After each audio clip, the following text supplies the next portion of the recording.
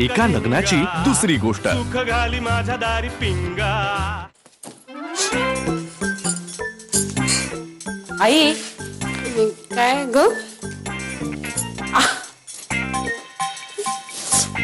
आई अगं काय हवंय? मला काम आहे, तू जा बरं बाहेर.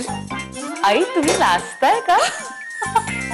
मी माझ्याकडे बघा तरी. काय किती प्लीज कोणाला त्या फोटो बद्दल सांगू नको. आणि घनाला तर सांगू नको ग. काय म्हणेल ना तो, काय आपले आई बाबा असे फोटो काढतात म्हणून. मला त्याला सांगायला लागेल आई. तो नवरा आहे माझा आणि तो खुश होईल फोटो बघून. तो म्हणेल की आत्ता मेल कर मला. नाही राधा नाही, प्लीज कोणाला घरात सांगायचं नाही. अगं राधा प्लीज. मला तर असं होतंय की जमिनीच्या पोटात गडप होऊन जावं म्हणून.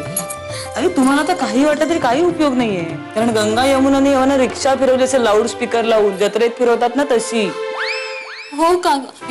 आता ग आता काय? आता काही नाही. राधा बाई सगळा वेडेपणाच झाला ग. म्हणजे काय म्हणतील ना सगळे पोरकट आहेत. ही खरं सांगते मी यांना म्हणत होते असा काही फोटो नको काढायला.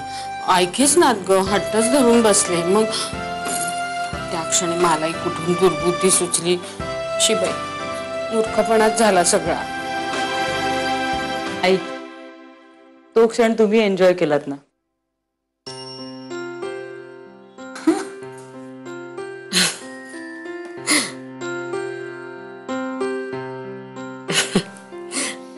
हो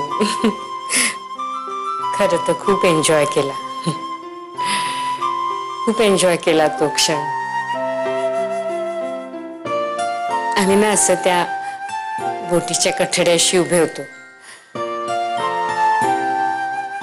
आजूबाजूला निळशार पाणी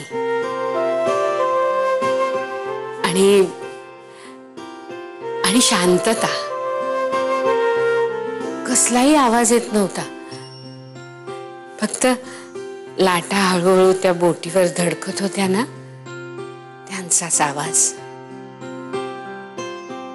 आम्ही एकमेकांशी एक शब्द बोलत नव्हतो. खरं म्हणजे या ट्रिप मध्ये एवढ्या गप्पा मारल्या ना, पण त्या क्षणी काही बोलायची गरजच वाटत नव्हती. मी अशी शांत उभी होते.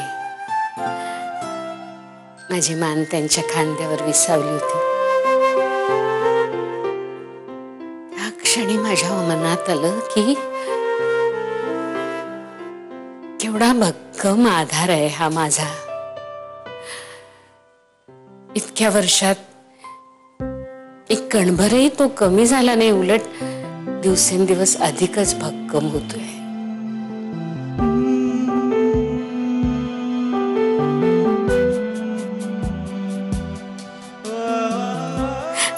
राधा अगं आता यांच्या बरोबर 8 दिवस जाऊन आले. खूप छान. म्हणजे ना असं ताजं आणि टवटवीत वाटतंय बघ. म्हणजे एकमेकांसाठी आम्ही एवढा वेळ कधी दिलाच नाही ग इतक्या वर्षात. अरे तुम्ही किती रोमॅन्टिक आहात. आणि बाबा सुद्धा. अगं तसं नाही ग. हे म्हणजे कसं सांगू का, हे जे वाटतंय ना ते असं खूप वर्षांच्या संसारानंतरच असं वाटतं. आता आम्ही तरुण असताना नव्हतो का गेलो बंगलोरला, तिथे नाही असं काही म्हणजे तेव्हा ना आम्ही एकमेकांना शोधण्याचाच प्रयत्न करत होतो म्हणणं. आता कसं वाटलं सांगू. हा असे छान ना, असे गर्द अशा बहरलेल्या आमराईतून फिरतोय आणि असा आंब्याचा मधुर सुवास सगळीकडे, म्हणजे असा सगळ्या आयुष्यातच भरून राहिलेला आहे असं. म्हणजे अगं हा म्हणजे काय ते तुला आत्ता नाही कळणार. तुझ्या आणि घनाच्या लग्नाला अशी 30-35 वर्ष होतील ना, तेव्हा आपोआप कळेल.